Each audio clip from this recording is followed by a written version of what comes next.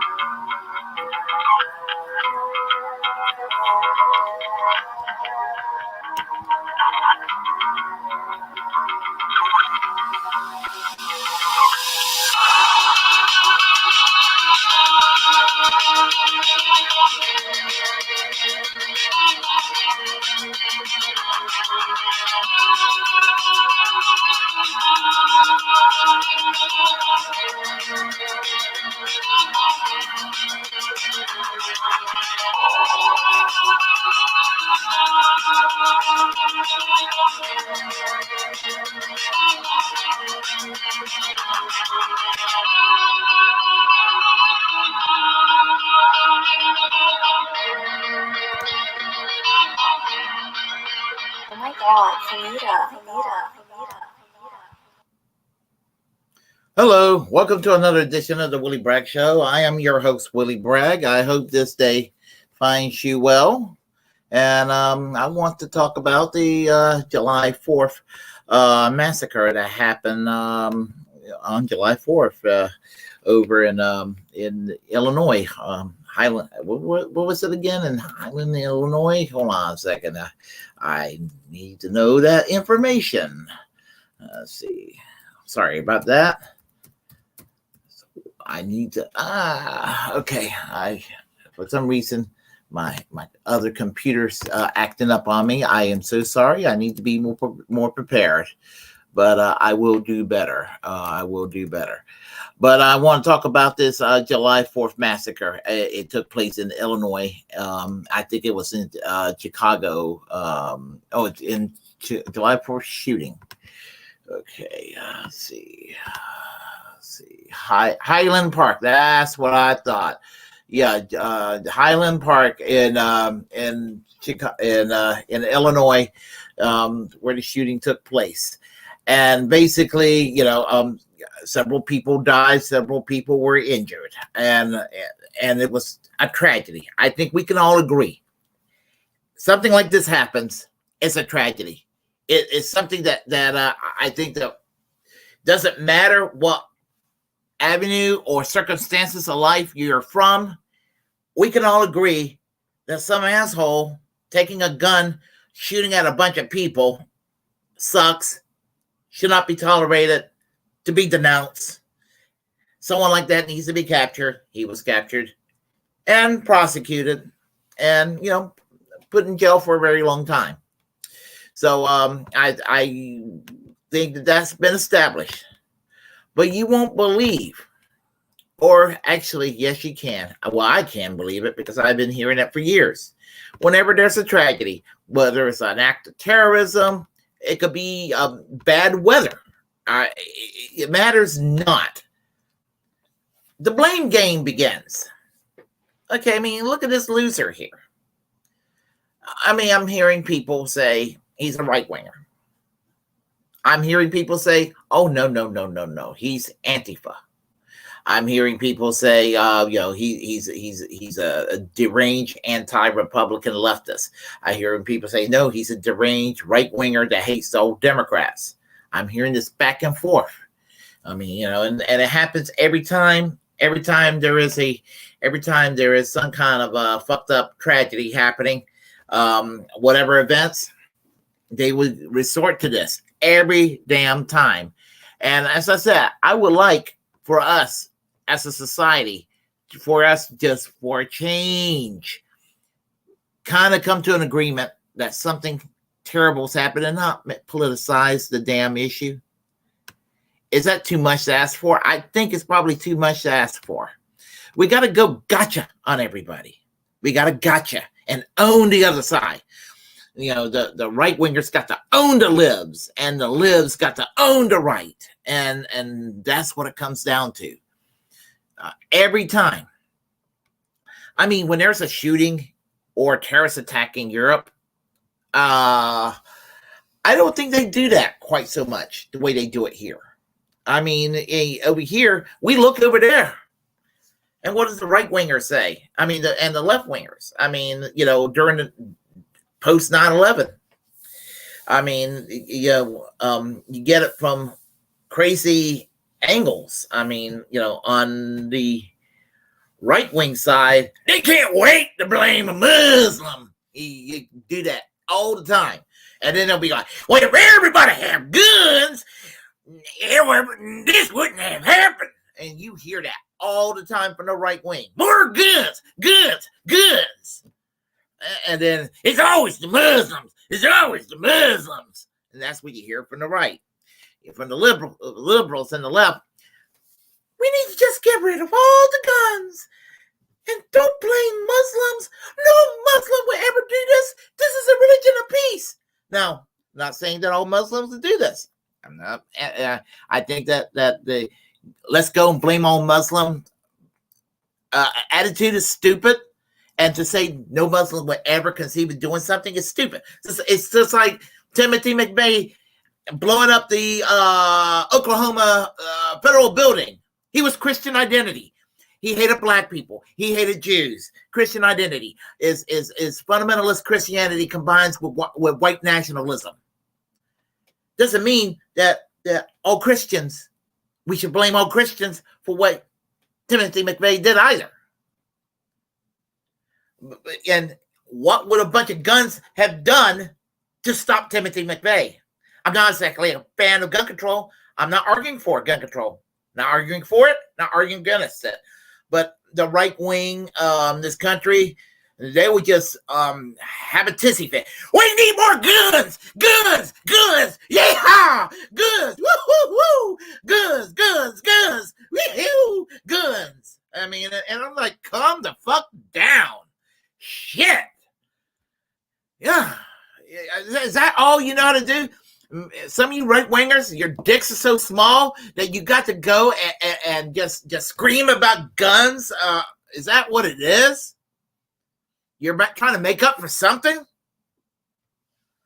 And again, the liberals, I mean, all you do is just piss off people.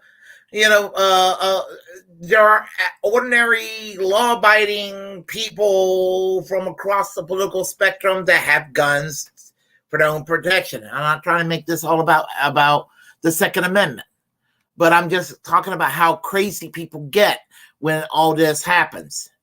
And then, again, the blame game.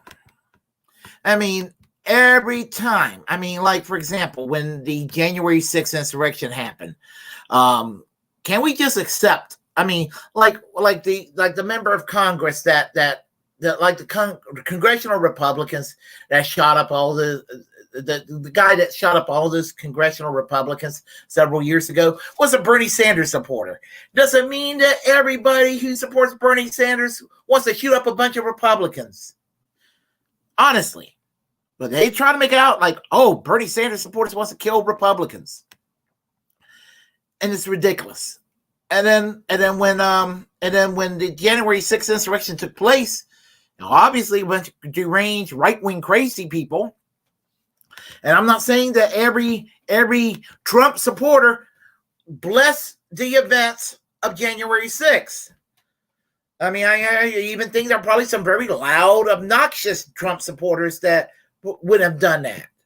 But what did the right wing do?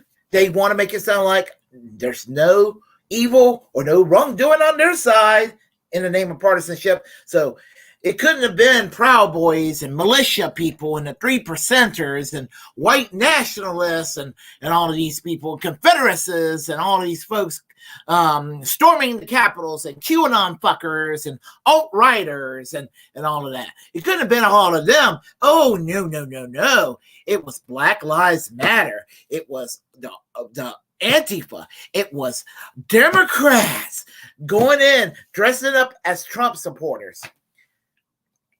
You know why that's bullshit? Because if it would have been a bunch of Trump leftists doing this, well, I mean, it would have come out by now. I don't mean it would have come out by a bunch of conspiracy nuts thinking that they had the edge on everybody. It would have come out in the mainstream news. You know, Fox News will even be saying this and all of that. And they haven't even gone there. So so far as I know. So with regard to this whole notion that that it was like Antifa and leftists and BLM and all of that, again, so many holes through that theory. And fuck people like Wild Bill for America saying that. Yeah, he's one of the crazies that says that. Any right-winger that knows him, tell him I said that. Fuck Wild Bill for America. You tell him I said that. So, I mean, they'll say that. And it's, again, it's just projection. What the worse you want to think about your political opponents, you just go ahead and do it. You just make whatever case you can. And, when it comes to January 6th, or when it comes to Dylan Roof, or what have you, or Timothy McVeigh, or the alt-right, the Unite Right rally, why can't we just admit that these are a bunch of redneck fuckers with the Confederate flags that you read the Turner Diaries just a little bit too many times, and they just got excited about these events. So, I mean, would it kill you? A good friend of mine once said that the left got to own up to a Stalin, or even worse, someone like a Pol Pot. The right, even the center right's got to own up to a Mussolini, or worse, a Hitler. Okay? That's how it rolls with the left-right spectrum. I mean, you got the worst of the worst on all sides. And then the further toward the center, you're gonna find a better ground until you get so much into the center, then you don't end up standing for anything, if that makes any sense. But anyway, so as I said, this is why, I watch alternative media first, and I'll watch mainstream news reluctantly with a critical eye. And again, you can expect the usual suspects. And it's not just CNN and Fox. You'll get MSNBC and PBS, and you'll get One American News Network. You'll get thank you, Catherine. You'll get One American News Network. You'll get Newsmax. And they're going to give you their spin, and all sides are going to tell you that what's the worst of the other side. Everything that I hate on the other side, anything that's evil is going to happen. It's going to be that person. But how about this as a radical idea? Robert Crimo was just a sick fuck. He was sick in the head. He was a loser. And he just shot up a bunch of people. I don't give a fuck what his politics is. what I care about is that he was a sick fuck. If he happens to be a leftist, okay. I mean, you know, okay, they're leftists, they're nutcases.